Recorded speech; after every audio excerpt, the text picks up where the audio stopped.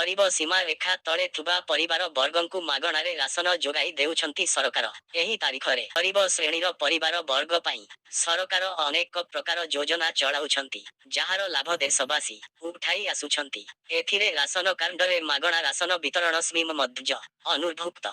विशेष करी गरीब श्रेणीर अंतर्भुक्त परिवार को एही सुविधा जोगाई दिया जाउछि। एही पाथे में कार्डधारी माने रिहाती मूल्य रे चाउल गहम सह 3 किलोग्राम चीनी पाई पारिबे।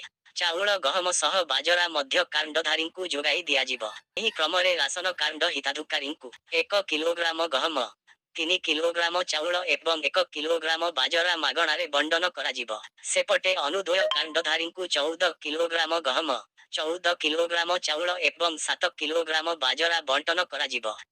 हिताधिकारी मानंकु एथर कार्डधारी को डीलर ठारू राशन पाइबा पाई घरु ब्याग आनिबाकु पड़िबो नाही। सरकारक निर्देश परे वर्तमान मोदीक ग्यारंटी रेंडी ब्याग जिल्लार प्रत्येक राशन दोकान रे जोग्य हिताधिकारी को बंटन कराजिवो।